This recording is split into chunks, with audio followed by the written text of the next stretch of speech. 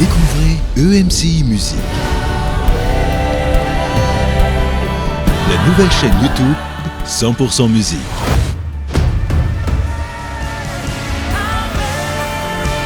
Vivez des moments forts de louange et d'adoration avec Dena Moana, Jean-Jean, Sandra Kouamé, Marcelo Tunassi, Atoms et Nadège Mbouma, Gordon et Marisa Mort et bien plus.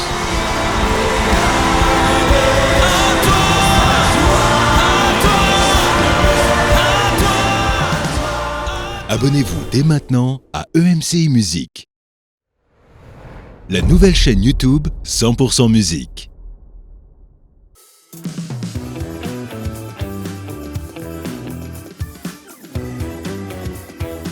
Bonjour à tous, bienvenue dans Bonjour chez vous pour continuer cette semaine de remise en forme. On se remet sur pied, on ne se relâche pas. C'est pas parce qu'on est en février que toutes les résolutions de janvier tombent à l'eau. Et aujourd'hui, on vous encourage à aller plus loin dans votre vie de prière. Et je cherche Nadine. Nadine n'est pas encore là. Nadine Kabouya. Elle se fait désirer. Elle s'est fait désirer. Mais elle revient cette semaine. On ne sait pas quand. Frank Tat. En fait, elle avait hâte de revenir pour pouvoir échanger avec moi. C'était sa plus grande joie qu'elle a dit. Ben, c'est sûr. Elle languissait après ce moment. Frank, il a retenu tellement de blagues pendant l'absence de Nadine. Est-ce que tout va sortir en les nous? gens pensent peut-être qu'on s'aime pas, mais on se voit tous les jours au centre. Là, je fais une blague. Elle roule ses yeux. Elle continue sur son chemin. Non, c'est cool de revoir Nadine. C'est très, très bien. Elle a une belle profondeur. Pourquoi vous parlez pas? Tu vois, ils font exprès de me laisser comme ça, des temps morts un peu, des creux. Ben oui, on te laisse toute la place, Frank. J'ai pas mes bibles aujourd'hui, Evelyne, pour meubler. C'est trop drôle. Elle a une belle profondeur. On lui dira. Ben oui, c'est vrai. Oui, Nadine est pleine de profondeur et de sagesse. Eh oui. Bien d'accord. Alors, aujourd'hui, on va parler de notre vie de prière. Et Frank, tu fais une rubrique réponse d'expert. Pourquoi Jésus nous a-t-il donné la prière du Notre Père? Tu as des belles choses à nous partager sur ce thème? Je suis maintenant en mode ne pas déranger. D'accord. Je vais faire 6 minutes pour cette réponse. 6 minutes? Je suis prêt. 6 minutes, top chrono? Ouais. OK, mais c'est pas tout de suite, hein. Tu sais que c'est après. Ouais, D'accord, parfait. On a hâte de t'entendre. Allez, je suis prêt. on va commencer cette émission. On va vous donner soif d'aller encore plus loin dans votre vie de prière. Que vous soyez à vos débuts, que vous ayez déjà bâti une belle relation avec Dieu, il y a toujours plus, une autre dimension à atteindre. Et on t'écoute, Aurélie, pour la pensée du jour.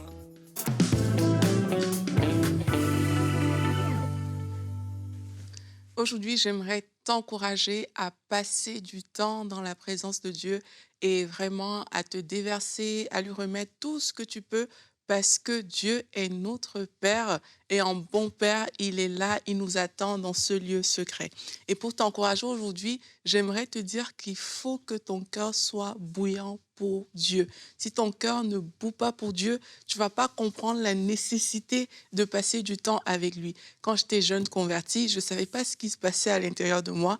Je voulais juste être dans sa présence. Je n'avais pas des grandes phrases, je parlais même pas beaucoup dans les temps de prière, mais Dieu était là. On passait du temps ensemble. Et quelquefois, on se limite parce qu'on se dit « Ah, mais moi, je sais pas prier, j'ai pas de mots, etc. » Mais ce qui compte, c'est le cœur. Une fois que tu as un cœur pour Dieu, un cœur qui peut choisir de mettre les autres choses de côté et dire « Je veux juste passer du temps avec toi, papa, même si tu ne dis rien, reste juste dans cette présence-là. » Et tu vas voir que tu seras béni, tu vas voir que la présence de Dieu va te couvrir et il y aura cet échange avec Dieu. Donc, aie juste un cœur sincère qui veut plus de Dieu, même si tu n'es pas un expert dans la parole, même si tu n'as pas des poèmes qui sortent de ta bouche, reste juste dans la présence de Dieu.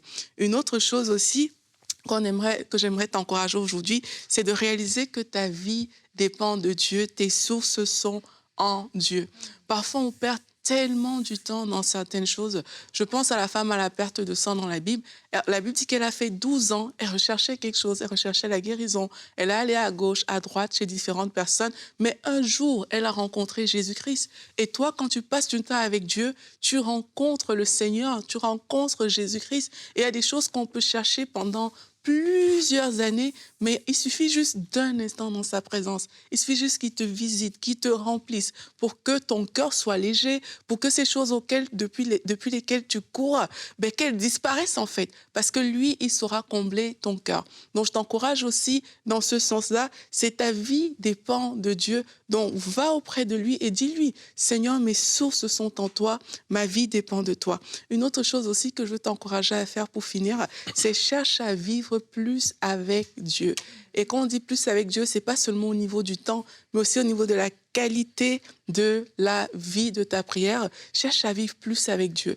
Cherche à lui dire des choses que tu n'as peut-être pas encore dit, des choses qui viennent de ton cœur, des choses profondes, des choses que tu peux partager avec lui, que peut-être tu n'as jamais dit à personne d'autre. Cherche à aller plus loin avec Dieu. Si tu te dis, par exemple, bon, moi, je fais peut-être 5 minutes dans la prière, aller plus loin, c'est peut-être commencer à dire, OK, Seigneur, je veux passer 10 minutes avec toi aujourd'hui. Et puis là, tu es juste dans sa présence, tu passes ce temps-là. Et le but n'est pas tant que ça le temps, mais si on va aller plus loin, il faut quand même qu'on se dispose aussi de différentes manières. Et tu peux dire, d'habitude, je prie juste d'une certaine façon, mais aujourd'hui, Seigneur, je veux aussi grandir dans la qualité de notre temps de prière. Et là, tu vois, tu dis des choses qualitatives. Tu peux aussi te servir de la parole de Dieu pour prier avec la parole de Dieu. Et ça va t'aider comme ça à grandir et à avancer dans cette vie de prière. Amen, merci Aurélie. On sent la soif quand tu partages cette pensée. Et il y a quelqu'un d'autre qui avait soif. On va regarder notre verset du jour, le psaume 63, au verset 2. Le psalmiste dit « Ô Dieu, tu es mon Dieu. C'est toi que je recherche. Mon âme a soif de toi. Mon corps même ne cesse de languir après toi comme une terre aride, desséchée et sans eau. » C'est tellement beau et en fait, on peut aller lire tout ce psaume-là si on le souhaite. C'est tellement beau de voir cette soif de Dieu.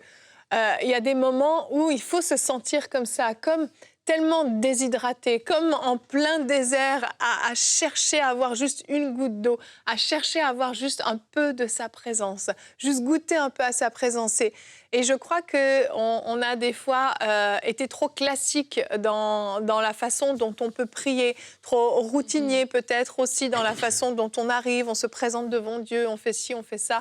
Aujourd'hui, j'aimerais vraiment vous encourager à passer à une autre dimension, à prendre des temps simplement juste à contempler sa présence, des fois juste dans le silence, à juste baigner dans sa présence, être bien, sentir sa présence qui vient vous renouveler, qui vient vous rafraîchir, qui vient travailler en vous, sa parole qui se dépose des fois délicatement juste dans votre cœur. Vous avez cette douce voix qui vient vous murmurer des choses que voilà, vous attendiez peut-être pas. Vraiment une dimension différente en fait. Il y a plusieurs façons de prier, il y a plusieurs périodes dans notre vie aussi. Ouais. Des fois, on a besoin de combattre, des fois, on a besoin vraiment d'arriver avec des demandes parce qu'on a des vrais besoins, mais il y a des saisons dans lesquelles on a besoin de vivre quelque chose de différent. J'aimerais vous challenger cette année de vous dire je vais passer plus de temps à chercher la face de Dieu qu'à chercher sa main dans mes temps de prière. Et en fait, plus on cherche sa face, plus on le désire lui, plus en fait sa main va se manifester, mais de façon spontanée, naturelle, sans même qu'on ait eu à le demander, sans même qu'on l'ait recherché. Parce qu'en fait, il est bon, il est bonté, tout ce qui est de lui est bonté. Mais vraiment, pensez à revoir en fait la façon dont vous vous approchez de lui, les attentes que vous avez quand vous vous approchez de lui, à vraiment vivre quelque chose avec lui. Et je pense que ça peut amener encore une autre dimension dans la vie de prière et ranimer peut-être une flamme qui s'était au fur et à mesure un petit peu estompée. Ouais, et des fois, c'est particulier parce que on a des saisons dans la vie où est-ce qu'on sent sa présence fortement. On est vraiment comme, tu es toujours, on dirait, entouré, ou tu as envie, ou tu as une soif. Et d'autres fois, et ça m'est déjà arrivé, et à d'autres aussi, des gens autour de moi, je me rappelle, qui venaient me voir et qui me disaient « C'est fou, j'ai l'impression que je sens plus Dieu comme avant. J'ai l'impression que je suis comme dans un désert, c'est pas facile. Pourtant, j'ai rien fait de mal, je suis pas dans le péché, je suis pas en train de faire ci, mais je sens pas. » Et parfois, l'absence comme ça du ressenti de la présence de Dieu, justement, c'est une des façons que Dieu va vouloir t'attirer pour aller encore plus loin. C'est-à-dire te forcer, entre guillemets, j'utilise le mot forcer, mais à chercher davantage sa face, son visage, à aspirer à goûter à sa gloire encore plus. Et donc, parfois, Dieu nous parle par le fait et veut nous attirer à aller plus loin dans sa présence parce qu'on tombe dans des routines, dans des façons de faire, Et là, soudainement, c'est comme si... pourtant, je l'entendais tout le temps avant, qu'est-ce qui se passe? Et là, il est en train de dire non, viens plus loin. Peut-être même prends un temps à part. Prends un temps, 1 jour, 2 jours, 3 jours de jeûne et prière. Oui. Cherche-moi davantage parce que je veux révéler quelque chose de nouveau dans ta vie. Et là, il faut savoir un peu interpréter qu'est-ce que Dieu veut nous dire et qu'est-ce qu'il s'apprête à faire. Et pour ceux à la maison qui vivent peut-être cette saison-là, je veux t'encourager à prendre ça au sérieux et à se dire pourquoi est-ce que c'est peut-être comme ça? Et de te dire, je vais creuser. Et je vais, même si je sens pas tangiblement quelque chose, parce que souvent on est contrôlé et dirigé par nos émotions et ce qu'on sent physiquement, mais là, même si tu ne sens rien, tu vas te dire, je vais creuser. Et je crois qu'en creusant, parce que sa parole le dit, cherche-moi et tu vas me trouver, tu vas vivre quelque chose de nouveau et de rafraîchissant avec le Seigneur. Et je veux aussi encourager quelqu'un, parce qu'on en a parlé hier de la nuit de la percée, oui, à mettre quelque chose qui va peut-être comme donner une activation, quelque chose qui va faire que, wow, j'ai l'impression que là, je suis boosté, quoi. Il y a quelque chose qui se passe. Et les prières des autres que tu vas entendre vont te motiver et vont te faire aller à quelque part d'autre avec le Seigneur. En tout cas, c'est une façon que Dieu utilise pour nous amener à lui. Et même entre avoir des partenaires de prière, ça aide beaucoup. Parce que parfois, effectivement, on ne sait pas peut-être trop quoi dire, mais le fait de prier avec une autre personne, ça va beaucoup aider à développer même notre vie de prière. Être dans des endroits vraiment où on prie également, ça va beaucoup aider. Et je me rappelle, au début de ma vie chrétienne, j'avais une colocataire, elle priait beaucoup. Et quelque part, on passait souvent les vendredis soirs juste à prier comme ça, ensemble. Après, le groupe s'est agrandi, il y a eu d'autres personnes qui sont venues. Et le fait d'être en collaboration avec d'autres, mais ça nous fait grandir, même si on ne le voit pas tout de suite. Et ça augmente la soif de Dieu. Parce que tu te dis, waouh, quand je la vois, elle est à fond, quoi. Tu vois, et ça te pousse. C'est parfait, et communicative. C'est ça te pousse aussi à aller plus loin. Et je reviens aussi sur le jeûne. Comme Frank a dit tout à l'heure, parfois aller plus loin, ça prend ça. Ça prend vraiment de se dire, Seigneur, je te veux, toi, et je suis prête à mettre des choses en place pour te trouver. Oui. Parce que peut-être dans cette saison, je sens qu'on est peut-être éloigné. Ça prend de mettre des choses en place et le Seigneur honore ces choses-là. Qu'on n'ait pas peur d'être gauche, de mal faire ou des choses comme ça. Parfois, on se dit, mais moi, je ne sais pas trop comment ou quoi faire. Commence et le Saint-Esprit va te diriger, il va te porter. Mais il faut aussi éliminer toutes ces peurs-là. Quand on décide de s'approcher de Dieu et de mettre les choses en place, vas-y et tu vas voir que le Saint-Esprit va te porter. Oui. Et puis même par rapport au temps de jeûne dont tu parlais, tu rebondis aussi dessus, Aurélie. Personnellement, ça m'est arrivé de vraiment avoir un désir très, très fort de prendre 2-3 jours à part, jeûne et prière. Et je le dis très humblement, je ne l'ai pas fait. Et ce désir est resté pendant quelques temps, quelques mois. Et je disais, il faut vraiment que je le fasse, Et je n'ai pas pris le temps de le faire. Et ce désir s'est estompé après. Il est parti. Et en fait, je crois qu'il y a des moments où le Seigneur nous attire lui-même, en fait. Tout à fait. Et il dépose quelque chose en nous, et c'est la façon dont il nous attire. C'est comme il dit, viens, je veux déposer quelque chose. Et je regrette vraiment aujourd'hui de ne pas avoir obéi à ça, parce que je pense que je suis passée à côté de quelque chose que Dieu voulait me dire, voulait déposer en moi, peu importe, je ne sais pas ce qu'il voulait de moi, mais il m'attirait dans sa présence. Et moi, personnellement, je me suis dit, je ne refuserai plus cette invitation, parce qu'en fait, ça n'arrive pas tous les jours. Et certains d'entre vous, je crois, que vous savez exactement de quoi je parle quand je vous parle d'être attiré, d'être invité dans sa présence, invité à vous mettre à part, à tout couper. Et j'aimerais vraiment vous encourager à ne pas dire non à cette invitation, mais à répondre et à agencer votre agenda. Peut-être vous êtes père de famille, mère de famille, peut-être que vous en avez un emploi du temps très, très chargé, beaucoup de responsabilités au travail.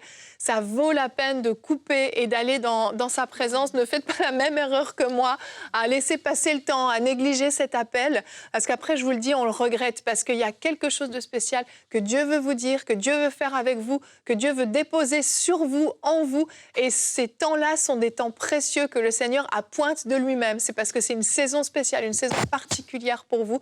Et c'est aussi une forme d'obéissance que de répondre oui à cet appel. Yveline, parfois, c'est même pas un temps. Parfois, c'est comme là, tout de suite. Oui, tu sens aussi. dans ton cœur que le Seigneur t'attire à la prière. Parfois, ça ne va pas faire même 3 jours. C'est juste là. C'est ce moment-là, il faut aussi dire oui à C'est ce vrai. moment-là. T'arrêtes tout et tu vas dans sa présence, effectivement. Alors, on va enchaîner. On va voir avec notre rubrique Réponse d'expert pourquoi Jésus nous a-t-il donné la prière du Notre Père.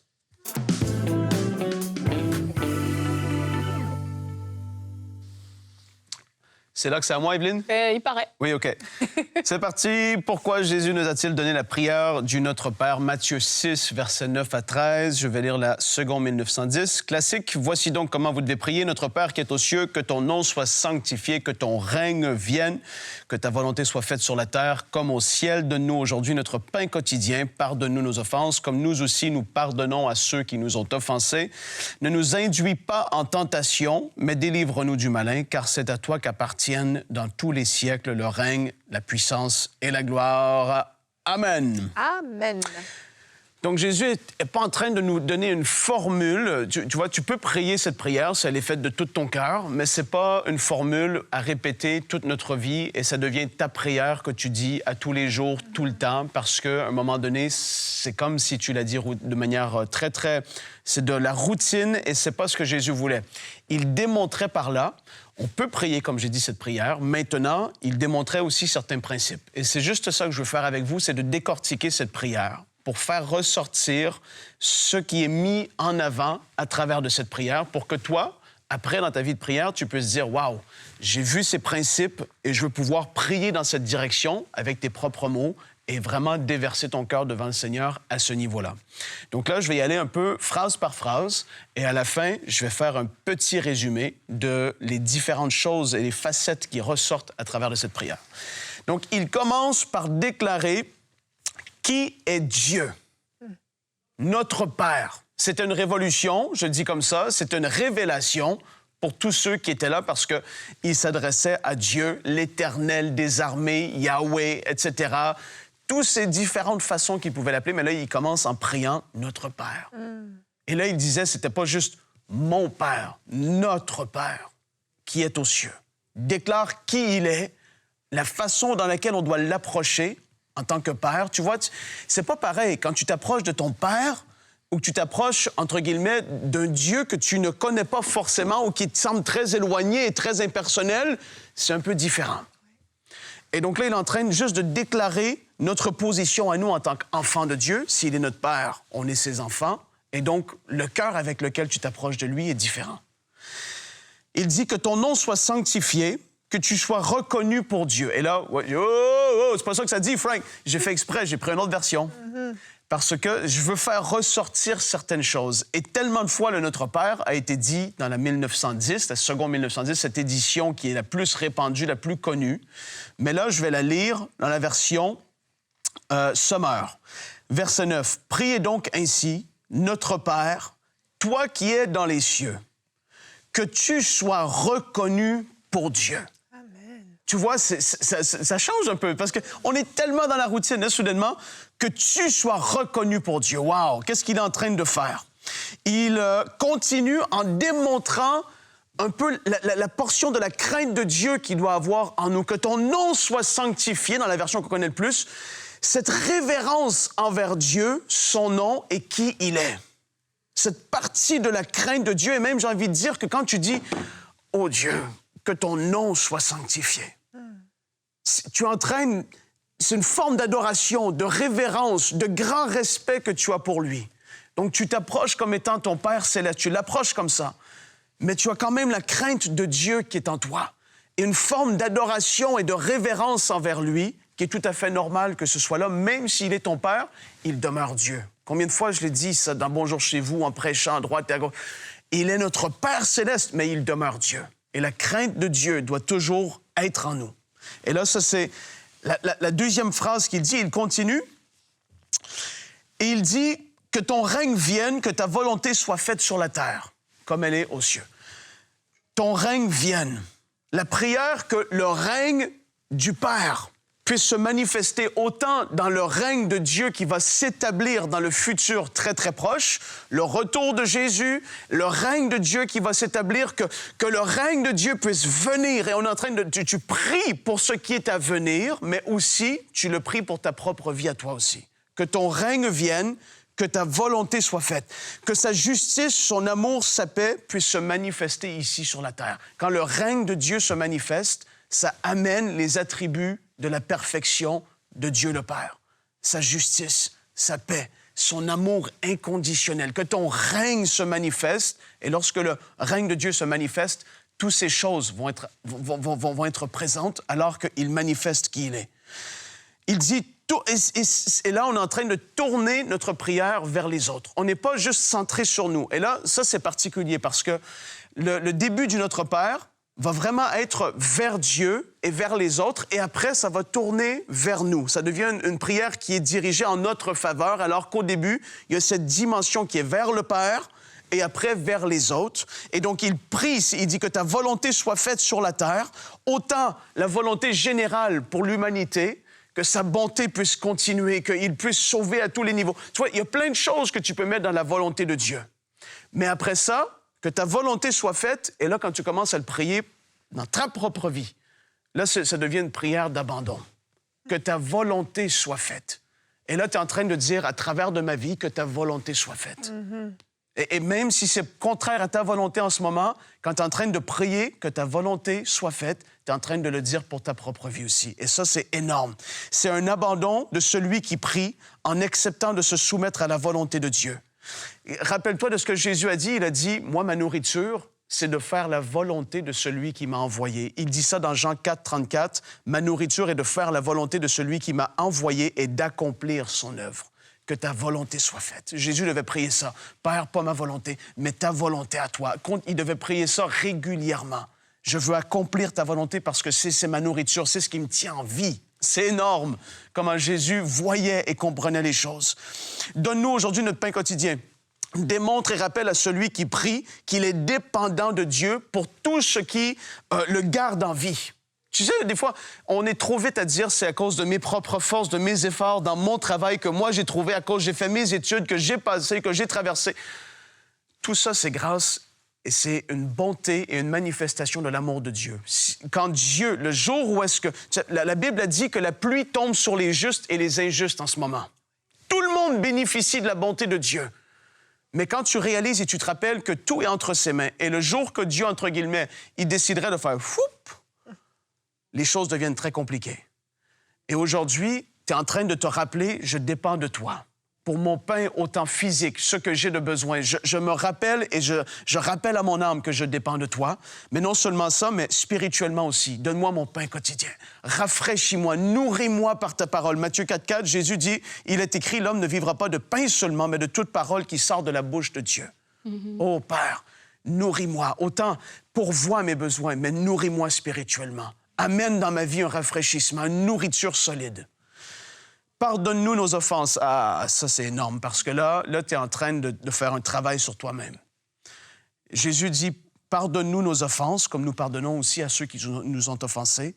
Démontre l'importance du pardon aux yeux de Dieu. Jésus est en train de démontrer, comme je vous rappelle, des principes. Et si, dans cette courte prière qu'il a faite, il met de l'avant le fait de pardonner, imagine il n'a pas dit... rends-moi riche. Il n'a pas dit ci ou ça, fait que je puisse voir tous les malades guéris. Non, il n'a pas prié dans cette direction. Mm-hmm. Oh, il a dit pardonne-nous, comme nous aussi on pardonne à ceux. Et tu vois, c'est les deux qui vont ensemble. Dieu nous pardonne parce que nous aussi nous pardonnons. Et nous pardonnons parce que Dieu nous a pardonné, parce qu'on ne méritait absolument pas ça. Mais Jésus est en train de nous rappeler le pardon et à quel point c'est important. Nous demande de pouvoir le dire avec assurance, c'est-à-dire de vivre ce verset.